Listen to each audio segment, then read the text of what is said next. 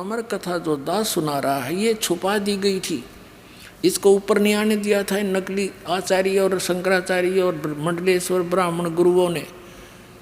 ये इन कृष्ण और राम की महिमा सुना सुना के बहरे कर दिया, जरो अमर हैं, सर्वेश्वर हैं, महेश्वर हैं। ये खुद कहते हैं हमारा नासवान, हम नासवान हैं, जन्म मृत्यु होती है। और इनकी कितनी दुर्गति देखो, अब कहाँ कहाँ कैसे अंत हुआ इनका।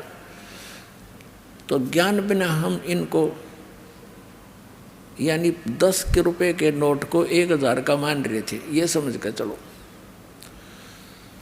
अब क्या हुआ, वो कमाल की फड़क निकालने के लिए परमात्मा ने कहा भी मैं भ्रमण के लिए जा रहा हूँ, सब भक्तों के घर पे देख के आते हैं किसकी आस्था कितनी है, कोई चलेगा मेरे साथ। एक शेख फरीद जो परमात्मा के शिष्य होकर उनके साथ रहा करते थे, पहले वो एक वाजिद हाँ शेख फरीद भी और कमाल दोनों कहने लगे जी हम चलेंगे। अच्छा भाई चलो। अब उधर से वो वार्ता चल रही थी, शिव प्रार्थना कर रहा था बार बार, हे भगवान एक बार दर्शन दे दे गुरुजी, तो मैं मेरी खुशी का ठिकाना नहीं रहे और सब बच्चों को बता दूंगा। हमारे घर पर देख लो गुरुजी आए थे, तुम झूठ बोलते थे, वो स्वार्थी है। इतने कह ही रहे थे और बच्चा आंखों में आंसू भरकर ऐसे बोल रहा था। तभी से बाहर खड़े होकर के परमात्मा ने आवाज लगाई कि भाई कोई है घर पे। अब झोपड़ी थी, एक तो जैसे लंबे लंबे घेर वैसे घेर लिया करते स्थान, चारों तरफ बाड़ लगा रखी थी, एक मेन गेट सा बना कर लकड़ी का, वहीं एक झोंपड़ी डाल रखी थी और एक रहने का पीछे झोंपड़ी डाल रखी थी, बीच में 50-100 फुट का अंतर था। वो पीछे बैठे बातें कर रहे थे, आगे बैठने के लिए अलग से अतिथि के लिए बना रखी थी वह झोंपड़ी, वहाँ मेन गेट था उनका। तो दोनों एक वो सावधान से हुए, नेकी कहने लगी कि गुरुजी जैसी आवाज़ आ रही है, बाहर बोल रहे हैं। अब सम्मन कहने लगा गुरुजी यहाँ कैसे आएंगे, कैसे हो सकता, हम चर्चा कर रहे थे ना इसलिए हमारे कानों में वही आवाज़ें गूंज रही हैं। थोड़ी सी देर में फिर आवाज़ लगाई कि भाई है कोई घर पे सम्मन, अरे सम्मन। अब वो कहने लगे आवाज़ गुरुजी की है। अब दोनों तीनों भाग लिए बाहर को देखने के लिए। क्या देखा सामने, वो 3 संत खड़े हैं, 2 भक्त और एक परमात्मा खड़े। अब उनको विश्वास नहीं हो रहा कि गुरुजी और हमारे द्वार, गरीब के द्वार पर, मतलब गरीब अमीर से नहीं, गुरुदेव आगे इतनी श्रद्धा। वो ऐसे हो गए जैसे स्वप्न देख रहे हो, आंखें फाड़ फाड़ कर। काफ़ी देर तक कुछ सेकंड के लिए ऐसे सब स्तब्ध से हो गए। तब उसने कमाल ने कहा कि गुरुजी को अंदर भी चलने की कहोगे या यहीं खड़े रखोगे। तो वो ऐसे आँख से मसल कर देखा, चरणों में गिर गए तीनों के तीनों। और आओ महाराज अंदर बैठो, हे भगवान आज ही चर्चा कर रहे थे, आप तो अंतर्यामी हैं, आप तो पल पल की आवाज़ सुनते हो, आपका बच्चा आज ही याद कर रहा था आपको। वहाँ बाहर वाली बैठक में बैठा दिए झोपड़ी में, जैसा भी फटे पुराने कपड़े उनके पास उपलब्ध थे गरीबों के, मालिक बैठ गए सौंकते। अब सम्मन ने जल करवाया, जल पानी पिलाया, चर्चा करते रहे। भगवान बड़ी दया करी, कैसे दया करी गरीब की झोंपड़ी पर, आप तो समर्थ हैं दाता, आज ही आपकी बच्चा आपको याद कर रहा था। ऐसे चर्चा चलती रही, काफ़ी देर भी समय बीत गया। फिर सम्मन ने कहा कि भगवान भोजन की सुनाओ। परमात्मा ने कहा भी रोटी खावांगे, भूख लग रही है, भोजन प्रसाद करेंगे। अब सम्मन आया घर पे अपनी पत्नी के पास और कहा गुरुजी भूख लगी है, पैदल चल कर आए, खाना बनाओ। अब नेकी कहने लगी कि घर पे तो आज आटा नहीं, एक रोटी का भी आटा नहीं है। तो सम्मन ने कहा जाओ किसी से उधारा ले आओ, मांग लाओ उधारा। वो कहने लगी मैं पूरी आसपास जहाँ जहाँ भी मुझे आशा थी उनके पास मैं जा चुकी हूँ उधार मांगने के लिए, सब ने मना कर दिया। तो सम्मन कहने लगा कि ला तेरी ये चूंदड़ी जो ओढ़ रखी थी चीर, ये तेरा कपड़ा इसके गिरवे रखा हूँगा, मैं ले आता हूँ कहीं से। वो कहने लगी मैं इसको लेकर गई थी गिरवे रखने के लिए, ये फटी हुई एक दो जगह से, किसी ने नहीं दी। अब सम्मन बैठ गया कलेजा पकड़ के, अके भगवान आज क्या बनी। प्रथम बार परमात्मा आए और आज ये भूखे जाओगे। हे भगवान इस पापी को ऐसे दारिद्र में जन्म दिया, मैं अपने भगवान को भोजन नहीं करा सकता। न रो बुरी तरह। नेकी ने कहा कि ऐसे नहीं, मेरी बात सुनो, आप ऐसे करो, अब तो कह दो गुरुदेव को कि भगवान सुबह भोजन करवाएंगे। ये अंतर्यामी है, सारी जान जाते हैं, संत संकेत समझते हैं, और सुबह भोजन कराएंगे। तो सम्मन कहने लगा सुबह कहाँ से लाएंगे। तो नेकी ने कहा कि रात ने तुम चोरी कर लाइयो। अब प्रतिदिन वो लड़का सुना करता था प्रवचन कि भी जो चोरी करते हैं उनका नाश होया करे। और उस दिन माँ के मुंह से ये बात सुनकर वो स्तब्ध रह गया। कहने लगा माता चोरी करने वालों का तो विनाश होता है, वो कभी उभरते नहीं। सतगुरु बताते रहते हैं। राजा आप हमें क्या सलाह दे रहे हो। तब नेकी ने बताया बेटा ये नगरी वाले पैसे वाले घने हैं, और जहाँ माया घनी है उनका सिर फिर जाया करे, ये कुदरती बात है। कबीर साहब कहते हैं टोटे में भक्ति करे सोए सही सपूत, ये मायाधारी मस्करे ना जाने कितने जालिए ऊते। तो बेटा ये जो हम इनको कथा सुनाते थे कि हमारे गुरुजी ऐसे कर देते हैं, हमारे गुरुजी ऐसे कर देते हैं, तो आज मैं जिस भी घर से आटा मांगने गई ये कह करके हमारे गुरुजी आए हैं आटा दे दो उधारा, उन्होंने आटा ना दे करके व्यंग कसे मेरे पर कि आज तो तुम्हारे घर पर तुम्हारे भगवान आ रहे हैं, फिर तुमने के मांगने की जरूरत है, वो तो घर भर देंगे तुम्हारा। ये कर दिया था वो कर दिया था, डींग मारा करती, अब क्यों मांगती फिर रही है।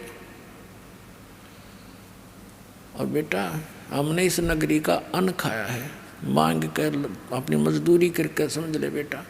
और ये बालक हैं आग में हाथ देने जा रहे हैं। फिर एक कथा सुनाई कि एक नगरी में ऐसे पैसे वाले लोग घने हो गए, जहाँ जहाँ माया घनी है पुण्यात्माओं भगवान से कोसों दूर कर देती है। या ये सबसे बड़ा विष है, और जिसको हम डेली खा रहे हैं और चोरी कर कर खा रहे हैं।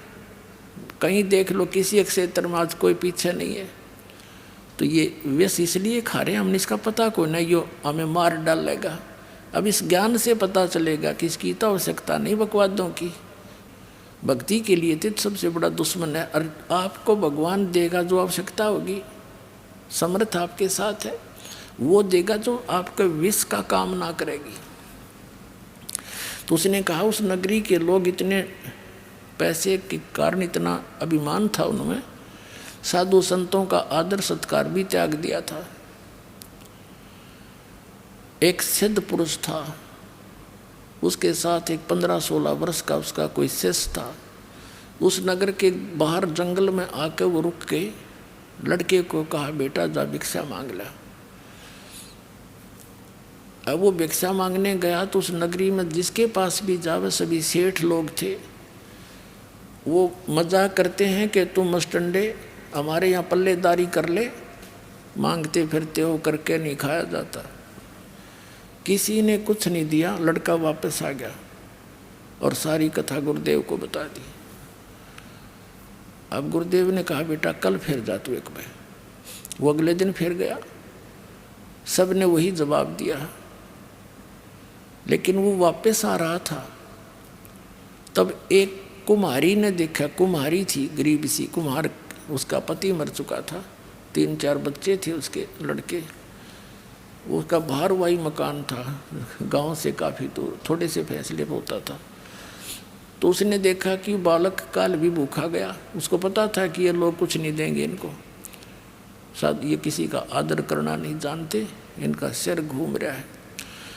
उसने एक माँ की दृष्टिकोण से देखा कि मेरा बालक होता और 2 दिन भूखा सोता कैसे जीवन व्यतीत करता। तो उसने कहा महाराज आप कल भी आए थे, खाली गए, आज भी खाली जा रहे हो? कहा माई खाली जा रहा हूँ। उसने कहा कि मैं कुम्हारी हूँ और ये कुछ आटा ले जा, रोटी बना रखी थी उसने, आटा को तो आटा दूँ, रोटी को तो रोटी दूँ, और ये ले जाओ और आपके गुरुजी को बता दियो कि कुम्हारी के घर से प्राप्त है, क्योंकि कई ऐसे संत होते थे जो छोटी जाति वालों का नहीं खाते थे, तो कहीं मेरे को और बद्दुआ ना दे दे, बेटा बता देना महाराज। अच्छा माई, वो ले गया भोजन, अपने गुरुजी से बता दिया। गुरुजी ये नगर तो कति निकम्मे आदमियों का बराबर है और जानबूझकर बकवास कर रहे हैं कि तुम मांगते फिरते हो, करके क्यों नहीं खाते, कुछ ये कर लो। ऐसे ऐसे एक माई ने आटा दिया, ये भोजन दिया है और उसने ऐसे ऐसे बताया है। वो साधु कहने लगा बेटा तू खा ले, मैं तो खाऊंगी, बाकी ऐसे कर। उस माई ने कह दे कि आज शाम तक अपने सामान में बटोर कर सारे यहाँ से निकल जा और किसी को बतावा नहीं, और उस लड़की को बता देना कि आज रात ने यो नगर नहीं रहेगा। और साधु संतों की उनसे वो परिचित थी। भगत ने जाकर बता दिया कि माई ऐसे ऐसे गुरुजी का आदेश, सर मेरे गुरुजी जो कह देते हो सच्ची होया करे, तू निकल जाए यहाँ से। और ये कहा चाह तू रात में बस चली जाएगी ना, और तुझे शाम हो जा वहीं रुक जाना, वहीं बस जाएगी। तो वहाँ से वो चल पड़ी, अपने गधे पर सारा सामान लाद कर चली गई। 8-10 किलोमीटर जाकर रात होगी, वहीं रुकेगी। उधर से रात्रि में ऐसा भूकंप का व्यवस्था हुई, पूरा नगर नाश हो गया, कोई नहीं बचा उसमें एक जीव भी, सारा मर गया। और वो लड़की जहाँ बैठी थी, आसपास के लोगों को पता चला, वहाँ पहुँचे, उसने सारी कहानी बताई। ऐसे ऐसे साधु संतों के साथ इन्होंने बदतमीजी की थी और मुझे ये कह दिया था तू चली जा। तो गांव के आसपास के व्यक्तियों ने उसको वहीं कह दिया बहन तू यहीं रह। उसका मकान झोंपड़ी झापड़ी डलवा दी, घनी ज़मीन दे दी, वो उड़े बस गई। अब उस लड़की ने बताया, वो गांव बना हुआ बताते हैं उसके नाम से। अब वो नेकी बता रही है कि बेटा इन गेला नो बनेगी, ये परमात्मा तो कुछ कह को नहीं, ये तो चले जाएंगे भूखे पैसे, लेकिन यू काल फिर इनको, ये बच्चे सारे भगवान के हैं और काल को दाव लग जाएगा, नुक्ता मिल जाएगा इनका नाश करने का। अपने आत्मा जैसे प्रधानमंत्री का कोई निकम्मा डले मार दे, प्रधानमंत्री कुछ ना कहे उनको, लेकिन पुलिस वाले उसकी बाँह पकड़ के ऐसा संवारेंगे, याद रखेगा।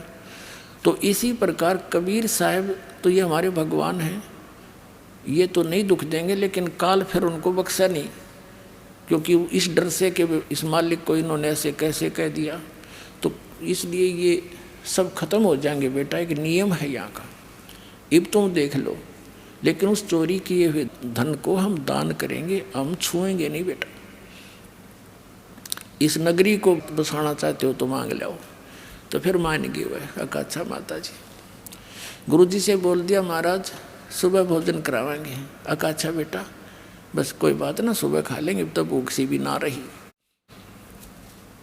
अब कहने का भाव ये है कि दोनों पिता पुत्र चोरी करने चल पड़े। एक सेठ का जाकर वो उसमें सुराख कर लिया, अंदर घुसने का पाड़ ला लिया, सेंध ला दी उसमें। अब लड़का कहने लगा पिताजी आप बाहर खड़े रहो, मैं जाऊंगा अंदर, और मैं पकड़ा भी गया तो लोग मुझे बालक करके छोड़ देंगे, आप पकड़े गए तो इस सेठ का यहाँ के नवाब तक नाता है, आपको बहुत भयंकर सज़ा दिला देगा। सम्मन बोला बेटा अरे तू तेरे को ये सज़ा दे दी तो मैं कैसे जीऊँगा ना, मैं जाऊँगा, मैं तो मर जाऊँगा, पर तू मैं आटा फेंक दूँगा, तू लेकर भाग जाना।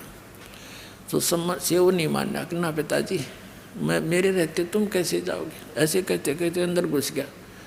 सम्मन ने कहा बेटा थोड़ा सा लाना, 3 सेर, इससे ज़्यादा नहीं।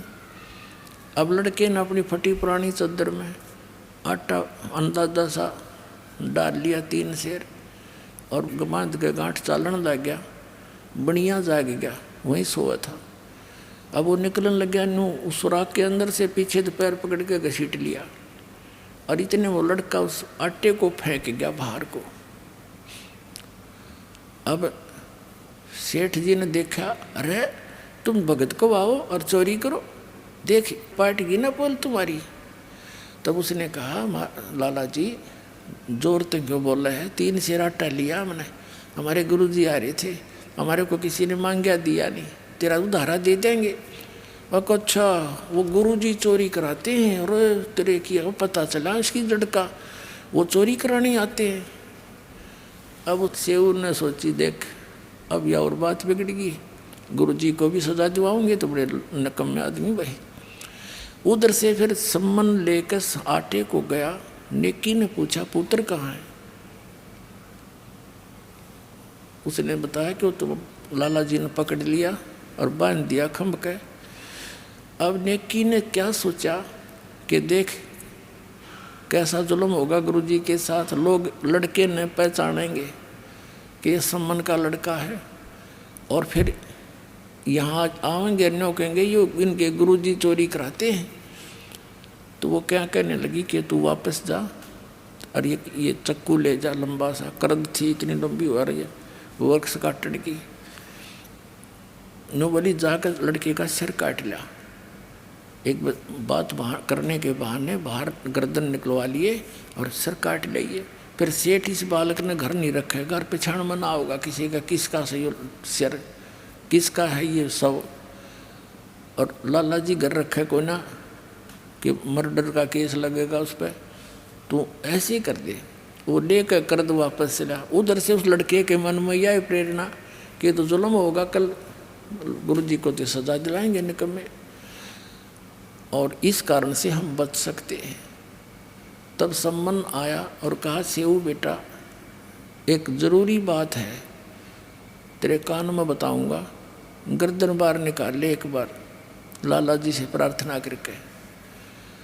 अब सेऊ ने कहा, लाला जी बाहर मेरा पिता खड़ा है, कोई ज़रूरी काम बताओ है और मुझे एक बार बात कर लेने दे।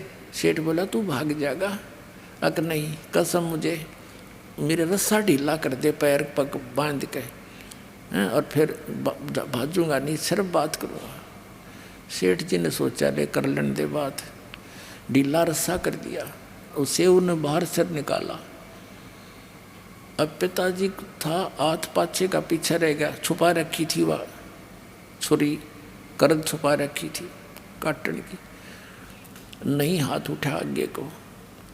कुछ देर के लिए सतब्ध सा हो गया। तब सेव ने कहा कि पिताजी मेरी गर्दन काट ले, और लाला जी तो गलत बोल रहा है, गुरुजी के साथ आपत्ति कर देगा। अब सम्मन और कोई यहाँ तक कह दिया कि अगर तू मेरा बाप है ना तो मेरी गर्दन काट ले, नहीं तो मेरा बाप नहीं है। इतना कहते उस सम्मन में भी जोश आ गया, बस एकदम तैस में आकर लड़के का सिर काट के और चोटी तो पकड़ ले गया। अब लाला जी ने देखा पापा छेन घसीटा तो सिर नहीं उसका, वो डर गया, अब तेरा भी 302 का मुकदमा बनेगा। अब उसने घसीट कर उस लड़के की लाश को रातों रात जंगल में बाहर जाके, एक पजावा होता था, पजावा ये कुम्हार लोग पहले ईंटें बनाते थे, उसके ऊपर चारों तरफ वो खड्डे से होते थे मिट्टी खोदने के, उसमें डालाया। अब जब वो संबंध सिर लेकर घर पे आया, नेकी ने कहा कि कर ले, कहाँ ठीक है, रख दे इसको, अलमारी में रख दे और वापस जा। नेकी बोली वापस जा, लाला जी उस लाश को घर नहीं रखेगा, वो किधर बाहर घेर का होगा। और उसकी घसीट देख कर, उसकी लकीर देख कर, लाइन देख कर जाना तो चिन्ह के साथ साथ। उसने जाकर देखा, सचमुच लाला जी तो घसीट कर ले जा रहा था, कच्चे रास्ते होते थे पहले। लाला जी तो आकर घेर के डाल के उसको, और अपना जो सुराख था उसको बंद करके, और उस पर रेत रात छड़क के ऐसा कर दिया जैसे कुछ नहीं हुआ था, बैठ गया भीतर। वो उसको लड़के की शव को उठा लिया रातों रात। ऐसे सारे प्रोसेस में उनको सुबह हो गया, यानी घंटा 1.5 घंटा रह गया सूर्य उदय होने में, घंटा का। वो लड़का ला के शव डाल दिया कोठे में पिछली साइड में, और ऊपर फटे पुराने कपड़े डाल दिए और अलमारी में सिर रखा था लड़के का, कपड़े में लपेट के। अब नेकी बोली मैं खाना बनाती हूँ, गुरुजी को कह दो जी भूख लाग रही होगी आपको, भोजन खा लो और भोजन खा के ही चले जाएंगे, जनता किसी ने पता नहीं लगेगा। अब क्या हुआ, भोजन बना दिया, सम्मन ने प्रार्थना करी, 3 पात्रों में डाल दिया। 3 जने थे, परमात्मा थे, 2 उसके सेवक थे उनके, और बैठ के जैसा भी बोरी बारी थी आसन डाल दिया। परमात्मा ने कहा बेटा इनको 6 जगह कर दो, सारे बैठ के इकट्ठा खावांगे। अब सम्मन ने सोची अब बात खुलेगी, गुरुजी को पता लग गया तो ये रोटी नहीं खाएंगे, घर पर लाश और रीढ़ खाना कैसे खाएंगे, ये तो बहुत बूंदी बनी भाई, हम तो फिर अधूरे रह गए, भोजन नहीं करवा सके परमात्मा को। अब उसने क्या किया, 5 में डाल दिया, 5 में, और बैठ के परमात्मा ने कहा एक और, इसी को 1 में और बनाओ, इसी में से 5 बनाओ, 6 बना दो। तो सम्मन ने कहा जी बच्चा तो कहीं खेलने गया होगा, पता नहीं कब आएगा, अकना मैं जो कहूँ ऐसे कर दो बच्चा। अब उन्हें कर दिया। तब परमात्मा ने आवाज़ लगाई कि आओ सेऊ जी मिलो, ये प्रसाद प्रेम, बेटा सिर कटा करें चोरों के, साधुओं को न तकसेम। कहते हैं सेऊ दड़ पे शीश चढ़ा और बैठा पंगत माही, नहीं निशानी गर्दन के वो सेवक नाही। माता पिता ने कुर्ता टाटा के देखे गमीज का गला कि वही लड़का है, अंदर जाके देखा वहाँ वो रक्त पड़ा था, बोरी खाली पड़ी थी, वहाँ सब नहीं था, और लड़के के निशान भी नहीं, और अपना हाथों काट रखा। कहते नहीं गरायरा गर्दन पे यो ओ सेवक नाही। बोलो सतगुरुदेव।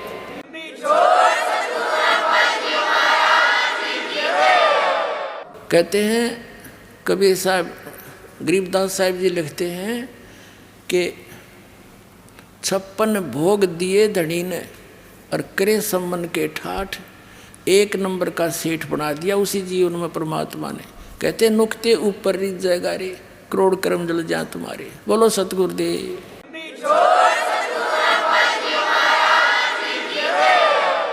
अब सम्मन के मन में ऐसी चोट लगी कि हे भगवान जब मेरे धन होता मन पुत्र नहीं काटना पड़ता, हे भगवान मेरे पास धन होता मन बेटा नहीं काटना पड़ता।